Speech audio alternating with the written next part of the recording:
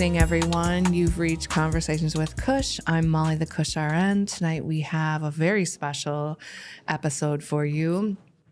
I will be getting certified with my medical cannabis card on air. Yay. With my very special guest, Lindsey Smith, nurse practitioner and owner, operator, CEO of Mary Jane Healthcare. So welcome, Lindsey. Thank you. I'm very excited to be on here. Thank you for being here. And tell me about how you got started in cannabis. How did you become Mary Jane Healthcare? Yeah, so actually, I was working for a local healthcare company here.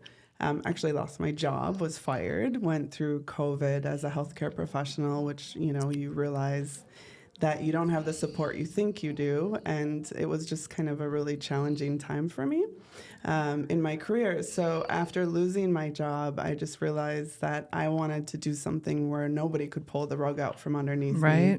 I was able to be the provider I wanted to be and advocate for patients, and also seeing the opiate epidemic and different things happening with patients and poor care, I chose to start my own practice. So not only do I do medical cannabis certification, but acute care and primary care as well. Okay, great. And I'm able to take the time I need and treat patients and see them where they are. So it's been an amazing transition into my own company. Okay, God, I love that. I mean, we have so many tangible skills as nurses, and becoming entrepreneurs is not always an easy road, but is certainly a road that we can navigate. Yes. So kudos. I'm loving it. Thank you. Okay, so how do we get started? So Sure. A patient will come to you, right, and Yep. say that they want to get their medical card. Yep. So the laws changed about 2 years ago. There's been a lot of changes.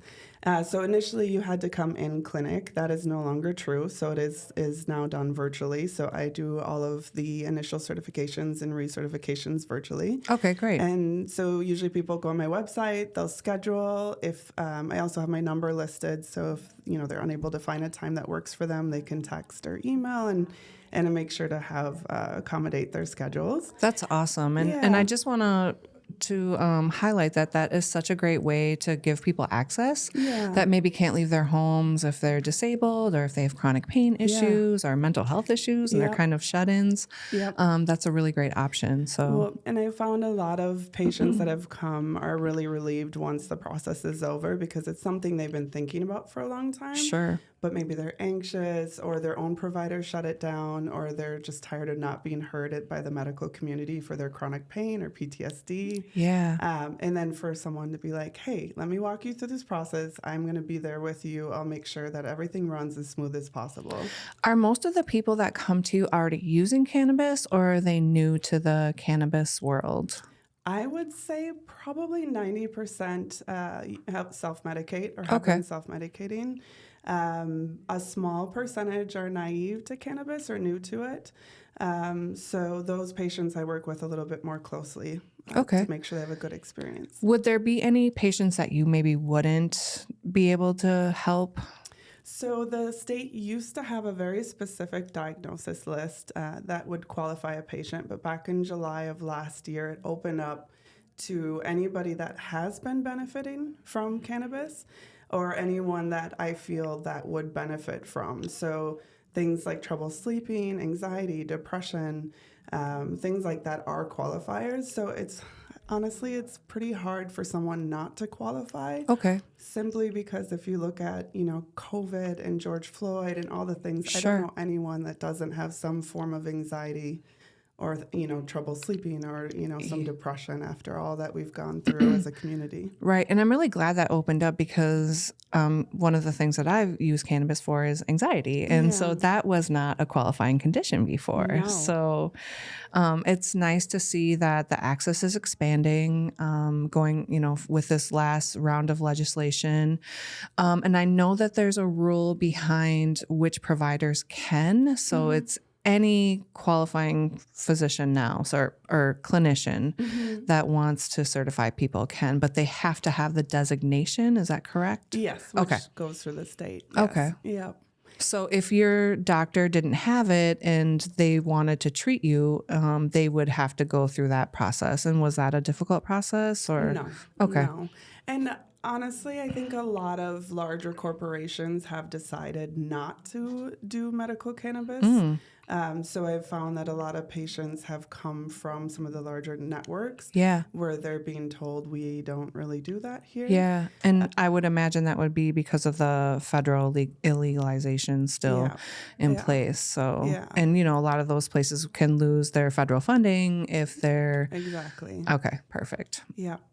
Yeah. So when a patient contacts me, we set up an appointment or they do it online. Okay. And then I call them at the time of the appointment. Usually I'll have them email. I have a HIPAA compliant email, so it's protected. Okay. Have them email a picture of the front of their state ID. And if they have any medical records to share with me, that's really helpful. Okay. And then we'll go through kind of like what's called like a head to toe. So, Okay. getting the history, talking about the symptoms, and we'll walk through that more. Okay. So I'll kind of give you the spiel that I would give someone that calls. Great. So we'll go over your symptoms, or the things you're hoping to treat, and then I will refer your information to the state website.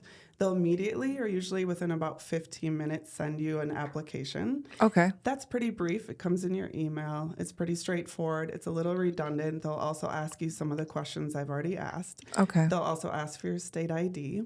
And so once you submit that back to the state, the time clock starts, and they have up to 30 days to process your application. Okay. For the last month, it's been taking about 1 to 3 business days, so it's Okay. been really quick. Okay, great. Once you get that approval, there's one final step, and I usually send out an email to my patients with the links and how to do this. But there's 2 companies that run all the medical dispensaries in the state. So there's Rise and Green Goods. Okay. Each of them have their own pharmacist, and each require an appointment with their pharmacist over the phone. It's 10 minutes, a tutorial. It's mostly walking you through how to order, but then they also make recommendations. But that's only if I want to use or access the medical program, right? Correct. Okay. Yep. So I could still access, if I was already using cannabis and already had a good source for it that was trusted, that I liked, I could still go back to that person. Sure. Okay. Yeah. So, and from what I understand too, is part of that intake is almost attached to like a research project. And so I think that, part of their process is data gathering and like trying to actually make the information that they get applicable towards, maybe tools that can be developed to help people that want to use cannabis, or showing how it has improvements in anxiety or whatever they decide is pertinent. So, okay, great. Thank you. Yeah. So research has been really varied, and it's not been a very open platform for people to research. So typically I will follow up every 6 months or so, which is just a phone call. I'm always available. My patients will text, call, email, whichever. I love that openness and that communication. Okay. So I'll usually touch base and then just kind of go, how's it going for you? Any negative side effects? Like sometimes there's some scales associated, particularly with chronic pain, like 0 to 10 scales. Sure. That they use to show that it's improving or whatnot. Okay. So yeah, it's pretty laid back, and most patients, they have the pharmacist. If you decide to go with the medical cannabis companies, the pharmacists are there. You can always schedule to link. They'll walk you through symptoms, new products, things like that. Okay. And I'm also a backup resource for that too. What if people just have no idea what to use? Like, where do you kind of steer them towards? So I just had a conversation with someone yesterday. So they'll usually do that initial visit with the pharmacist. The pharmacist made recommendations, and then this person had called me and was like, hey, this seems like a lot, Yeah. And so I kind of walked her through, and I said, why don't you try just doing, instead of 3 times a day, do 1 time a day, or 1 time at night when you're sleeping, then see how it goes for a few days. So sometimes I'll kind of back patients up even. Okay.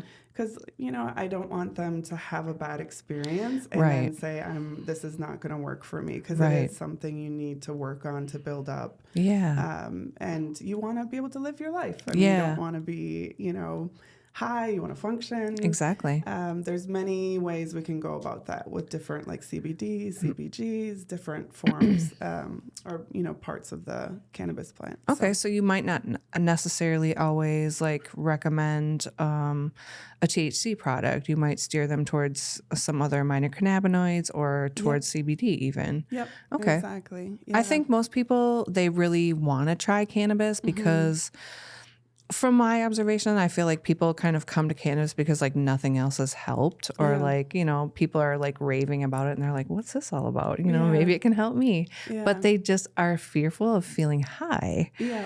And so I think as cannabis nurses, we always, want people to have a good experience, like you mentioned, Yeah. and so that, they can kind of start their journey and move along that journey in a very slow and intentional way to their comfort level. So, Yes. And then one thing I struggle with is sometimes patients get to a point where, let's say, patient with cancer, where they're suffering quite a bit and they've waited until they're under a lot of pain. Sure. So one thing, I encourage people to do is think about this as like preventative, or think about this as ahead, versus now you've never had marijuana in your system. You're in an extreme amount of pain. We have to start low, go slow. To make you, comfortable and tolerating it. And it's going to take a while before you start to notice a positive impact on your pain. Sure. And that's like any medication. Yeah. So that's just something I always hope for people, that they come earlier than when things are really bad. Yeah. And I think sadly, there's still providers out there that are uncomfortable, suggesting cannabis because they don't know much about it. Oh, 100%. So, yes. And so you might have that patient that has cancer and they're maybe, deep into their disease process and are having a lot of pain. And, we know what we know about pain is that we get that pain tension cycle. Once you're in pain, your body tenses up, and then you have to like find a way for it to make it relax so that you can ease your pain. And, there's that whole thing. And it takes a while to come. I always tell people, don't let your pain get out of control because it takes a while to come back from that. Yeah. So. And one thing I love is when I do touch base with patients, to hear, the struggles that they're going through on our initial visit, and then to hear how wonderful people are doing, and to see people thriving, and to see this working, and it's not with the side effects that, like, let's say, especially mental health. A lot of the mental health medications come with a lot of side effects. Yeah. And so, I've seen people be able to titrate off of their, mental health medications, and they're sleeping better, they're eating better, their anxiety's decreased, they're able to function in society, and that's such a rewarding point. And that's how I always know I'm on the right path. Yeah, awesome. I know. I love to see the results in people too. Yeah. Do you have people like kind of journal or track like, their dose and like how they felt afterwards? Yeah. Do you have them do that process? For patients that I think are not familiar with cannabis and haven't self-medicated, I encourage them to do that more. And especially like on weekends, you don't have much to do, and at night when you can allow yourself, or have a trusted friend there with you, or things like that. Okay, awesome. And then lastly, I touched on a bit, but is there pitfalls that you need to watch out for, like regarding certain medications or certain conditions? There is. Okay. So actually, I don't know, we have a mutual friend, Trisha, who's a cannabis nurse. Yeah. And, so a cannabis coach is a great resource for patients Okay, to great. kind of go through and walk through that. I do some of that with the initial. Okay. This is such a weird place to work. It's a weird space to work because it's federally illegal. I'm actually not able to prescribe titrate or dose legally. Okay, got you. Which is weird because the pharmacists do it. And Right. any other medication, the pharmacists are not doing that. So, I try my best to walk them through that, but I think that's when a cannabis nursing coach is really helpful, if that makes sense. Yeah, it does. But so what would you do then? Would you suggest like, hey, this is where I think maybe you should start, or look to these types of products like a gummy or a tincture or a topical? Would you kind of just like steer them in that direction then? Okay. Yeah. And, smoking is obviously, it's not the healthiest option. So we try to keep people more to like you mentioned, the tinctures, the gummies, the different forms like that. Okay. All right, great. Yeah. Anything you want to say just about the general overall process before we dig in? I think I give you my spiel. Okay. I think we're good to go. Okay, let's Yeah. do it. I'm ready. Okay. So usually, like oops, I just need to. That's okay. Sorry about that. No worries. Would you be able to unlock? Of course. So we are doing this live, everyone. I am again getting my medical card. I'm getting certified. Well, a certified medical card. Is that what you call it? Yes. Okay, great. So all of the data that you gather is all protected health information. You have a very good system in place, so people don't have to worry about their data getting leaked or things of that nature. So the state is so protective of patients that even if you're my patient and I call in and I ask, when is Molly due for recertification, they won't give me that information. Okay. Because they'll just tell me the patient needs to call in. I'm able to verify very little information. I can obviously see some stuff from my end. Okay. But they're very protective about that because you might decide to certify with somebody else. Sure. And then they're like, we don't know what to tell you. You just need to reach out to your patient. Okay. Which is a lot of what we do at the clinic. Like, if someone calls, we'll say, well, we need to speak to that person. Yeah. Yep. So, and then certification's good for 3 years. And then when people come to renew, usually it's a phone call. We touch base. We've already been having some conversations along the way. And then I love rewarding loyalty. So I do 50% off for my returning patients. Instead of new deals, I like to reward the loyal. Okay. So tell me a little bit about your symptoms or what you're hoping to treat. Well, I like to use cannabis almost kind of like situationally. Like I find myself using it after I've come home from like a very stressful work shift. Okay. Especially since COVID, I feel like a lot of PTSD from working through COVID. And so I get very anxious in my body and I feel anxious. That can take a couple of days to work out and just like having that tension is really uncomfortable and it makes me irritable.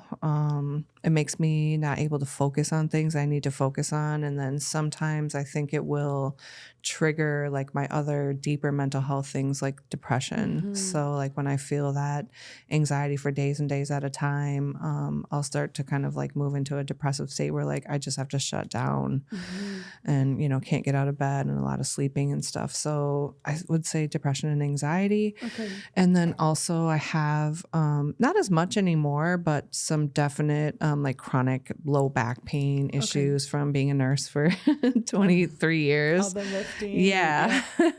And like, working in labor and delivery, like lifting legs and holding legs and whatnot. Been there, done that. Yeah.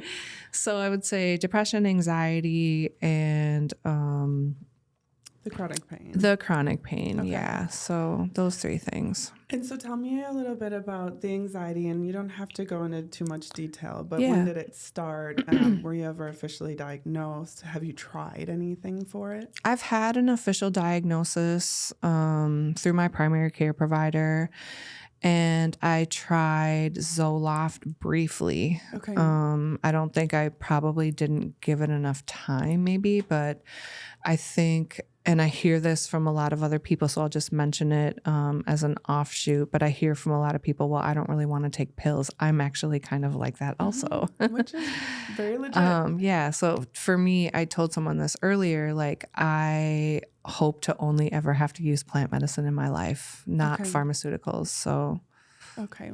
And then have you ever done any type of therapies, talk therapy? Yeah, I've done therapy, especially as a child, like in adolescent years and, kind of my formative years. Like with my mom was a single mother and, we just have the regular struggles that you would have as a teenager.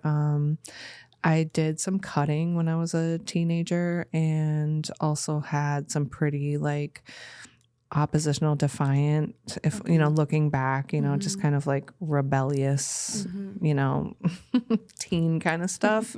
And so I think, we did therapy as a mom and a daughter. And then I also did kind of like talk therapy from that as well. Okay. I've never been hospitalized for any mental health issues though. Okay.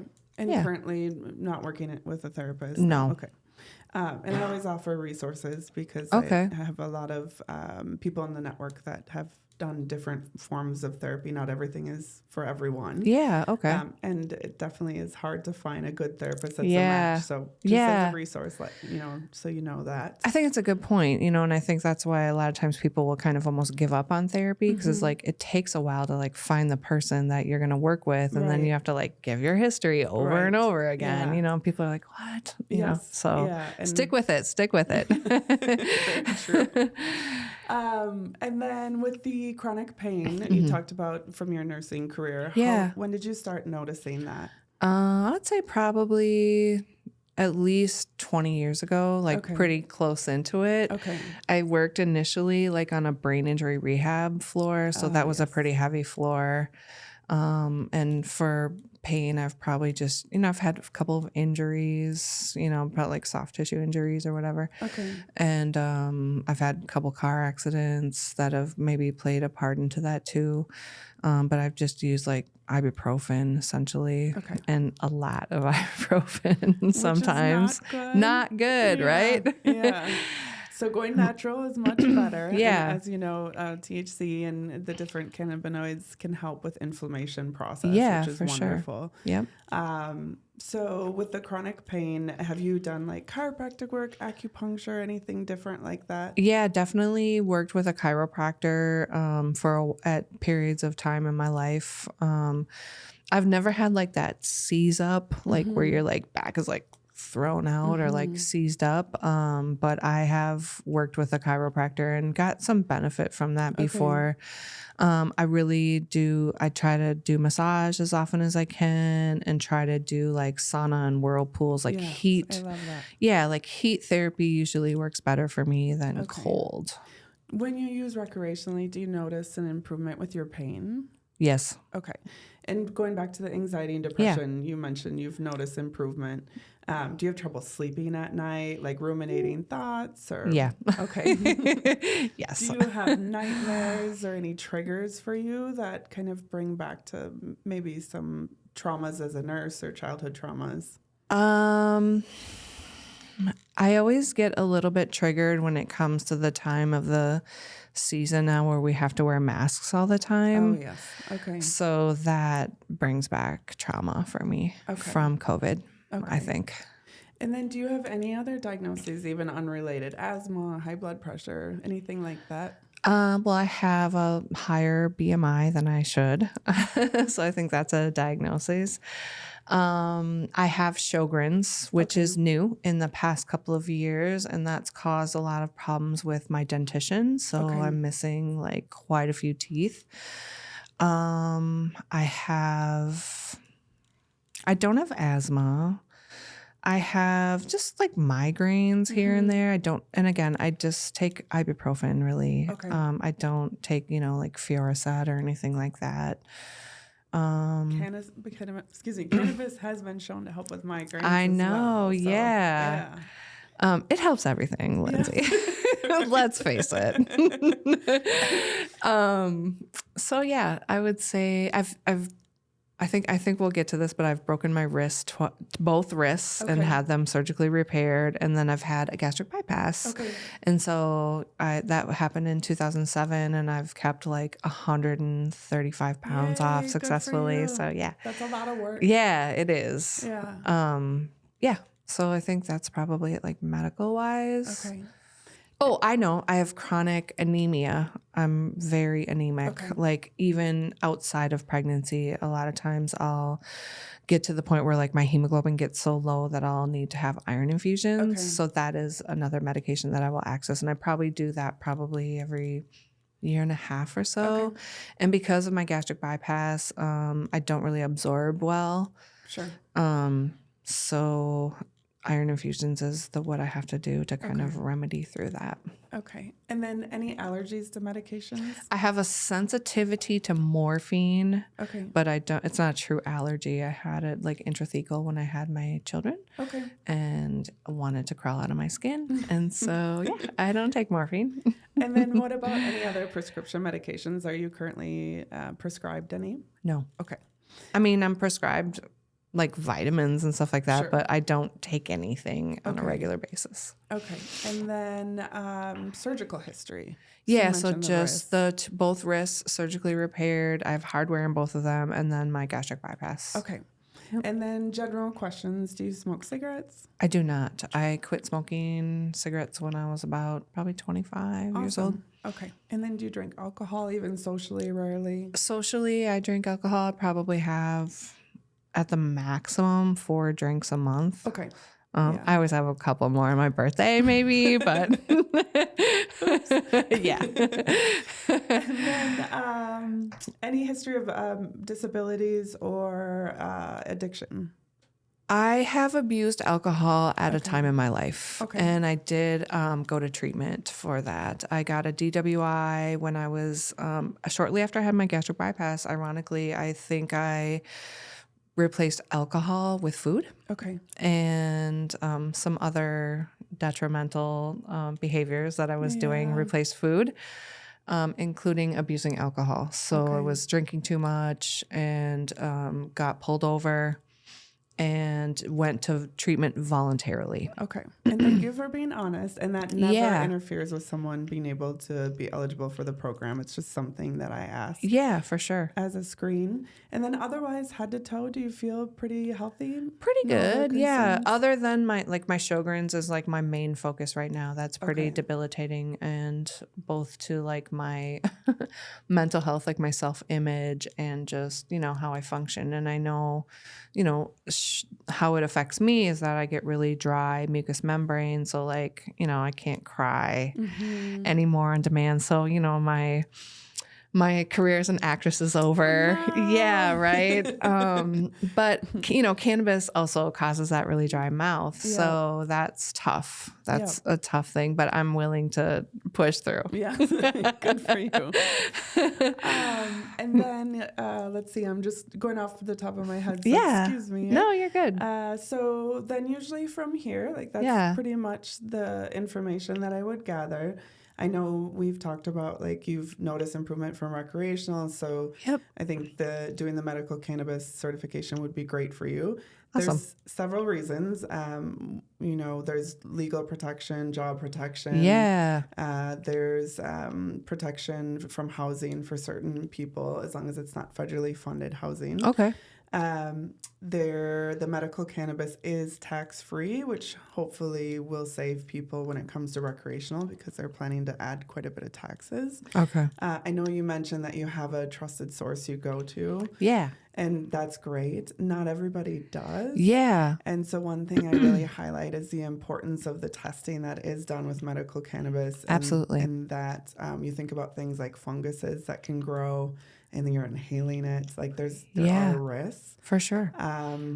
You also want to know if there's like not heavy metals in your medicine. You want to know like your THC percentage versus your CBD percentage. So having that certificate of analysis, I think, is really important. And the people that I do source my cannabis from are growers for a medical program in a different state. Good. So I That's feel really awesome. comfortable with them. Yeah, but Yeah. you're right. Not everyone has access to that, and Yeah. it's important. And so, Well, and I hate to use fear factor, but it's a reality is that there has been some stories about people lacing marijuana with fentanyl. In fact, a dispensary was busted on the East Coast over the summer, I believe. okay. They were lacing their products with fentanyl. So being really aware of where you're getting your marijuana from. For sure. And is important. Yeah. So. And so when people do start to kind of access the adult rec market, like those will have to be in place. That is going to be like a non-negotiable. Yeah. The one thing that we do have here is the caregivers program. Yes. And I don't know if the OCM is going to make them also get COAs. I hope so. That is my hope, that everyone who's accessing cannabis has a a certificate of analysis that they can go back to and be like, okay, I need to know this is okay. I know there's been a little pushback about that, but I personally think it's really important, especially as a cannabis nurse. And then I just wanted to say too that, and of course I lost it. So from here, what I would do is I would tell you, I'm going to go ahead and do everything on my end, since this would typically be over the phone. I'd ask if it's okay if I text you, and I'll let you know when I'm done with everything, just so you have a peace of mind. Okay. And then when you get that text, what you're going to look out for is going to be 3 emails. One is going to be the receipt from the credit card processing for the certification fee. Okay. A new patient is $149. Okay. If you've already been certified somewhere else or whatnot, it's a renewal. That's $99, and then for loyalty for patients, I do 50% off of that, so it's like $49.50. Okay, that's awesome. Yeah. And then I have, loyalty discounts as well as like referral discounts and things like that. So I want to make it affordable for people. Okay. The state used to charge $200 every year. They took that away about a year ago. Okay. So before it was like you had to get certified. It was like $200, $300, $400, and then you had to pay the state fee, and then the products were super expensive. Crazy. They didn't have plant forms, so that the cost was even higher. So yeah. It used to be really challenging for people, and now it's becoming more affordable. Okay. Beyond the certification fee, there is no other fees. The only thing is whatever products you buy. Okay. And then, so I would tell you to look out for those emails. You're going to get that application from the state. Go ahead and get that out to them as soon as you can. And then the final steps email, I highlight where I mentioned putting the links to schedule with the pharmacist if you decide to go through the medical cannabis. And will I get an actual card in the mail then? No. Oh, okay. I Darn. I want it to be like a card carrying medical cannabis patient. My mother actually passed away from cancer almost 2 years ago now. And she was a patient, not of mine, but she was a patient. Yeah. And she was so bummed. She wanted her card. Exactly. And it's basically like a piece of paper she printed off. And then she was such a dork. She would laminated it. Nice. But Minnesota has never done that. I don't know if it's just the time to keep up with it, and it's just extra steps. So you can access proof that you are a patient through your system once you log in and get that. So if you needed proof for work, or some people that are on parole, probation, they have gotten medical cannabis certification because it protects them to be able to still continue to treat whatever they're treating as part of the parole or probation, is that you can't use substances, including alcohol. So they get to still use their medicine. Yes, exactly. Which, especially I do work a lot with men, mostly men, shouldn't say just men, but men coming out of prison, and they've experienced a lot of trauma. Sure, they have. And they're facing life again. They're trying to get it right. So I'm in full support of that community. Yeah, good. Thank you for that work, because it's important. Thank you. What's been the feedback from patients about the medical cannabis? Have patients come to you and been like, I've heard all sorts of things. Okay. Some people, like I said, life-changing. This is wonderful. They have a medical team they're working with. They can, make appointments with the pharmacist to help. Some, have criticized the products. They don't like it as much as other places they've been able to get it. okay, But the big feedback I get is the cost. And sure. I think, like I said, you're going to save with the taxes. Recreational, I'm assuming, is going to be also costly. Yeah. So some people have mentioned, like, hey, I can go to Michigan and it's a lot more affordable. So, I'm hoping that as recreational rolls out, that the state programs or the state approved medical cannabis programs will get more competitive with their pricing to make it more affordable. I hope so too. Yes. Yeah. And I don't know if this is true or not, but I've been saying it, but I think they do like an irradiation process of their cannabis to make sure that it is free from spider mites and molds and fungus and stuff like that. Is that also your understanding? Yes, I've heard about that. I don't know a lot about it. Okay. I did tour one of the facilities. I was really impressed, but yes, there is, some things that are important, but also I'd love sometimes to see people say that they're growing it in their backyard with their own Exactly. beautiful, soil and sunshine and those things. Right. Which Yeah. is now legal in the state of Yes. Minnesota. So, if you don't know, you can grow up to 8 plants in Minnesota. You can have 4 in the flowering stage, which is the time when you would want to cut your stalks down and cure the medication, and then you be able to apply it how you like to use it.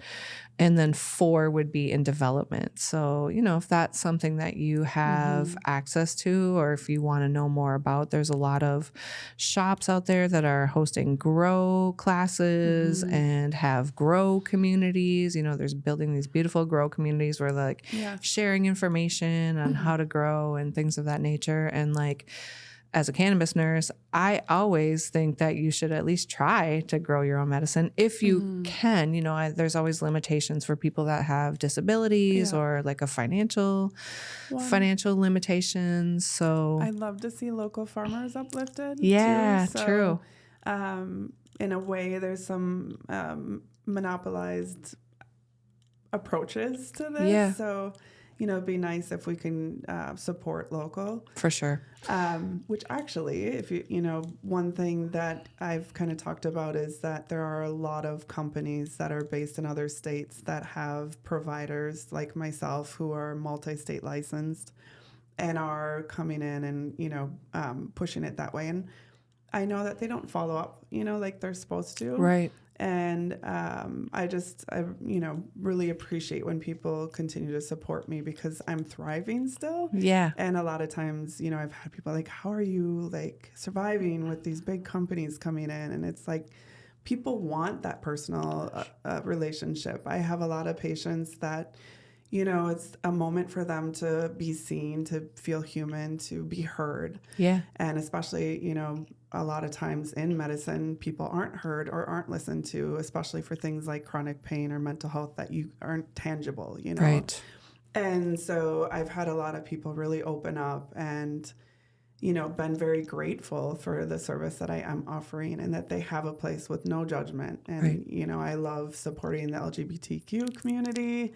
And like I said, people that are coming out of prison and are trying to start their lives again, whatever community it is, that's who I am. And my heart is an advocate. And so, I want to see everyone having access to this. So Yeah. And you just bring that personal touch, like you said. Yeah. It's not some big company where they're just like collecting your money and checking off a box, and or mostly AI. yeah, exactly. Yeah. So that's nice that, Yeah. someone can have a trusted source once Yes. again, Yeah. where they can go and get information or questions answered. Do you find that a lot of people will come back then and be like, oh, I had, this weird experience, or, what do you think about that? Or You mean as far as like being certified somewhere else? no, when they're like going through their journey, I Oh, guess. Yeah. I would say like, working people through the journey, I haven't really had anyone come back in a negative way. Okay, good. I've had a few that we've really struggled to get them comfortable or, Okay. to have symptom relief. Okay. So that it can be challenging. I may have, very small percentage, but, there has been, I'm thinking of one person in particular. Yeah. Who was, I really struggled to, get to a point where I knew it was the relief he was looking for. And, Sure. And that was hard for me because I wanted this to be the answer for him. And it might not be for everybody. Yeah. But I would say the majority. It is. Yeah. Yeah. Right. Who is it not for? Right. I don't know. But no, truly, I mean, there are people that probably shouldn't be using cannabis. So like it can affect if you're on warfarin, right? Or blood thinners. So that's something that you kind of watch out for. Yeah, Okay. yeah. And that's why we review like what medications you're on and things like that. And so is there anything for me, like with my upcoming surgery? So I'm not on blood thinners, but I will be on antibiotics prior and afterwards. And then I'll have conscious sedation, so I won't be intubated. But is there anything that I need to Not that, I mean, and usually I would check with the surgeon too Yeah. prior. And I've already told them, I've been pretty upfront about, this is Yeah. my medicine. Did they So recommend that you avoid for like 24 hours before? they or anything? didn't, Oh, okay. which is interesting to me because, I knew that as a Yeah. nurse, but like, I knew that I should Yeah. avoid it for 24 hours before, but like they didn't know, Yeah. so Yeah. that's, Interesting. yeah. Yeah. So, And it's not a doctor, to be fair. I mean, it's a doctor, but it's a dentist Yep. essentially. So, it's a different Yeah. discipline, but yeah. So not with antibiotics. I wouldn't raise any cause with that. Like you said, it's not a blood thinner. So those are the things that you're Okay. more looking for going into surgery. yeah. And then for smokers, though, they should avoid smoking for, is it 24 hours or 72 prior to I their would surgical recommend procedure? 72 just Yeah. because you want to make sure that your lungs are strong, especially if you're going under. Yeah. And that's An going to be anesthesia. tough for a regular everyday smoker, right? Yes. Yep. To be on that tea break. So this is the time when you really work with your provider to be like, okay, well, I can't use cannabis. Is there something else that can help alleviate Yeah. my anxiety Yep. to get me through those couple of days, Yes. or Yeah. treat my pain to help me get through those couple of days. So Yep. That's very true. yeah. And was that only for smoking then? It's not like you could still use a topical, right? If you had, like, let's say you were using cannabis for chronic pain, but you were a regular smoker, you could still use like a topical cannabis product if you wanted to kind of help bridge that gap, right? Yes, because it's localized versus systemic. Okay, awesome. Yeah. What else? What else do we need? What else do I need to know? I think we've kind of covered it. Okay. Yeah. So, so then I would just touch base with you if, knowing I know you, so I know Yeah. that you are well versed in this. So I would usually say, I'll follow up in 6 months, but please Okay. know the door is always open. Okay. And you can reach out anytime if you have questions. Okay, perfect. With you having your upcoming surgery, I might just kind of touch base a little bit closer just Okay. to see. Awesome. Yeah. Are you feeling comfortable talking about your own personal use? Yes. Okay, Yeah. cool. So I joke around because my friends are like, wait, because it's Mary Jane Healthcare, right? And I'm going to ruin my street credit here. I am a one-hit wonder. I love it. You and I have talked about this Yes. before. Like in the movie Next Friday, I'll be in the chicken coop. Like I get paranoid. I get all the things. So actually, which is a great example for people because there's a lot of people like me that are naive and know like, oh, I can't take a bong hit. you Yeah. know? But still looking for that relief. So myself, I was diagnosed with PTSD. So I spent several years living on the Syrian border. I was doing refugee care. Was in Iraq and Mosul during the battle with ISIS, so active war zone. Bosnia, Palestine, have spent a lot of time in Jordan, various places, which has been a beautiful part of my life, but also came with not only secondary trauma from hearing people's story over and over and just seeing how people are suffering, but also primary trauma. So, I had an attempted kidnapping on the Syrian border, which, I hate to say because it's such a thing that media and politics have twisted a beautiful culture and beautiful people. So I hate to kind of feed into that. Yeah. My situation was totally, I got in deep.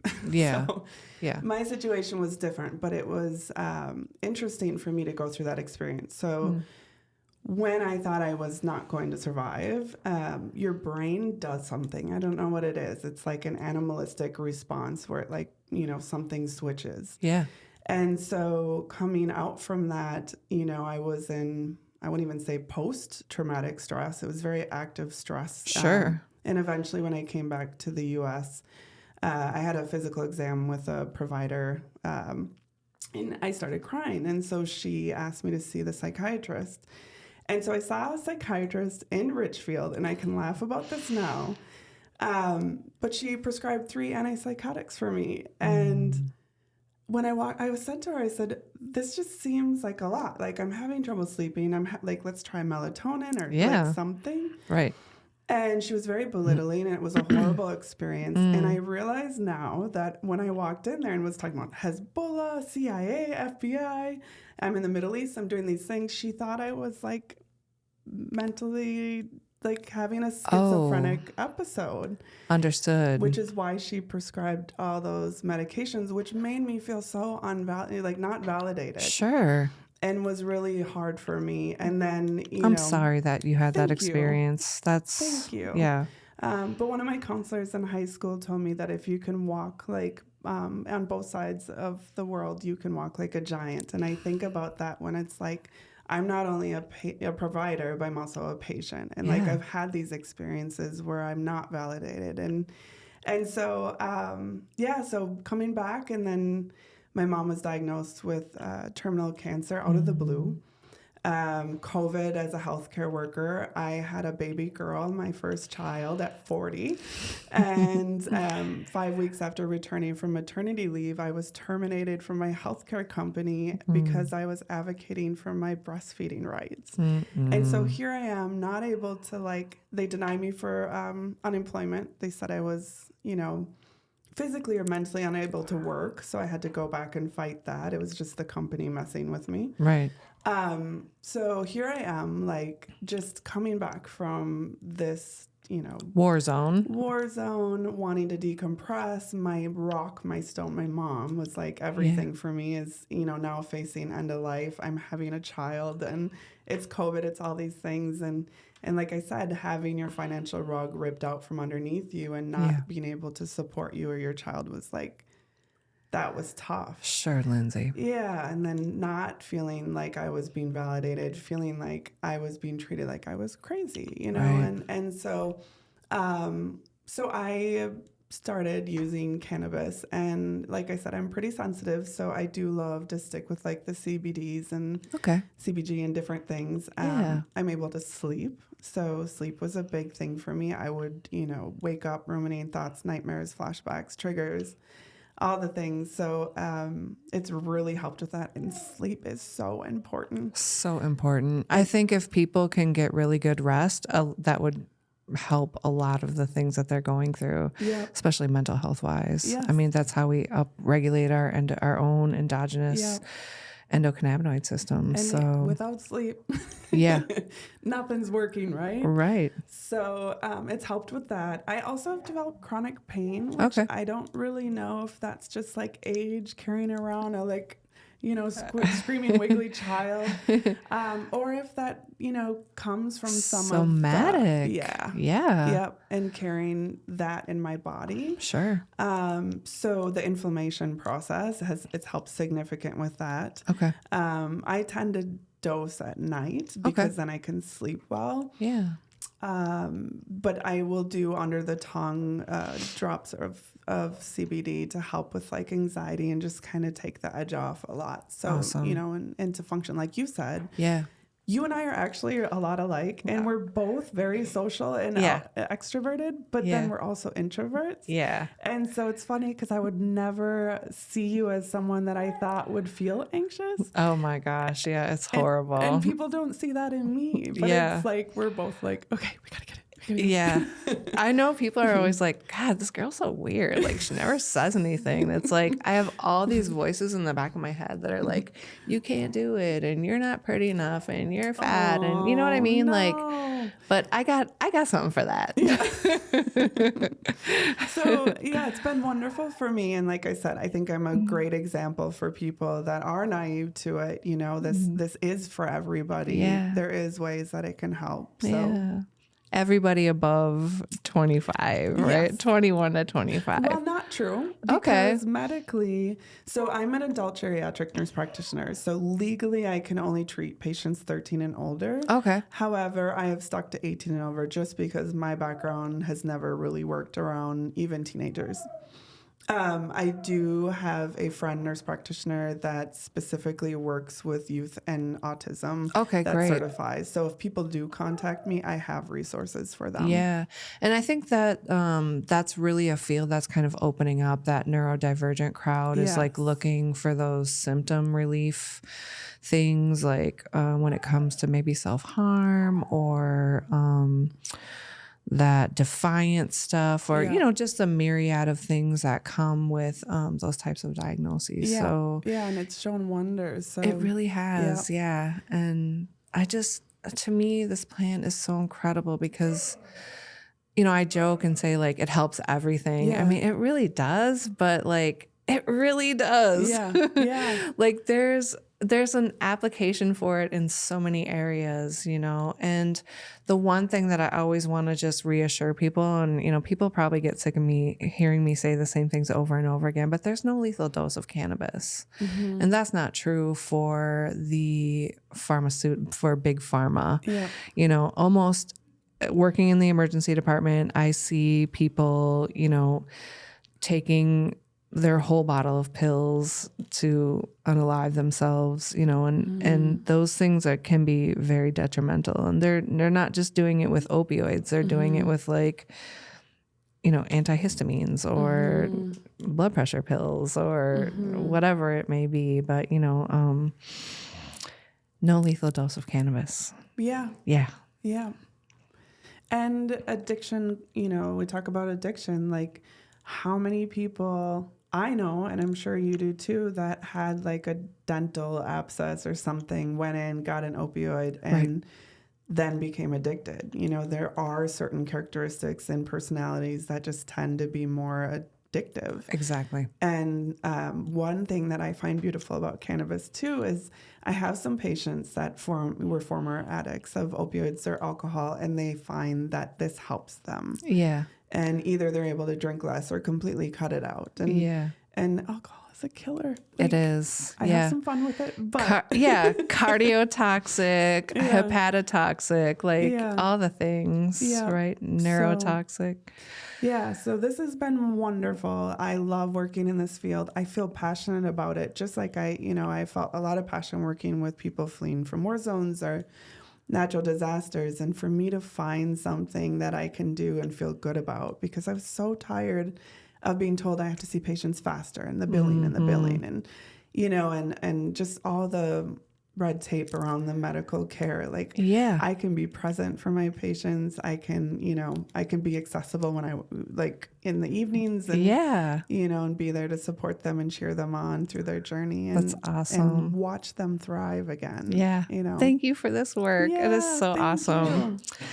There was one other thing that I wanted to talk about, and that's like, so when you see a patient and as a clinician, you always, enter in like diagnosis codes. Yep. Do you enter in cannabis use as part of your process? Because I believe that is how we're going to get cannabis federally legalized.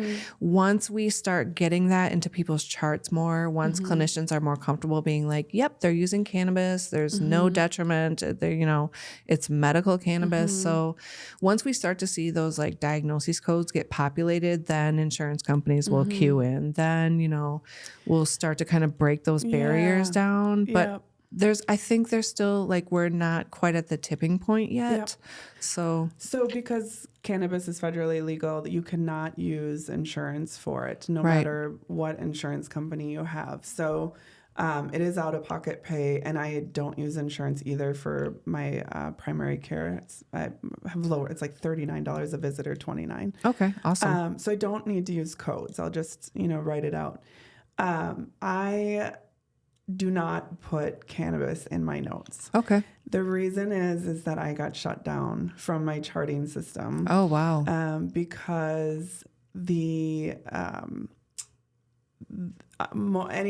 anything, and to be honest, banks, credit card processing, any of these, even though I have nothing to do with the actual plant, even though I am certifying, not prescribing, they will shut me down with a quickness as soon as they, I've had to do a lot of tricks. Sure.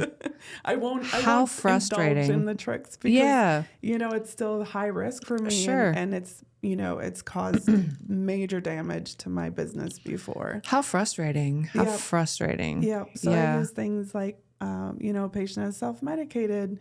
And patient would like to be, treated with the state medical program, and they're, use these wording. Okay. So unfortunately, No, Okay. I hear what you're saying, but Yeah, let's go to DC and like lobby for this. We need to. Like, this is the next frontier. ridiculous. It is ridiculous. It's which ridiculous. is also why I love that we're like on the front line of this, right? Yeah. Like it's kind of gangster. Yeah, it is. It is gangster. Okay, well, thank you so Yeah, much thanks for for all of your listening. insight. Awesome. Thank you. Yeah. I'm certified now. People are always like, you've always been certifiable. And now I'm certified. Yeah, So, and I'm excited to hear when you get your approval from the state. yeah, And me then, too. Yeah. Yeah. Thank you again for Yeah, being thank here. you. Yeah, sharing your time with me, and really appreciate all your insights. And Yeah, please, audience, if you need a trusted resource, Lindsey is there for you. So Mary Jane Healthcare, we will post her links along with when the episode airs. And if you need a trusted resource to go to, make sure to tap in with Lindsey. Thank you. Yeah. So that's it. That's a wrap. Please like, share, comment, and subscribe on the YouTube channel. Follow us on all platforms. And have a great night. Signing off from Conversations with Kush.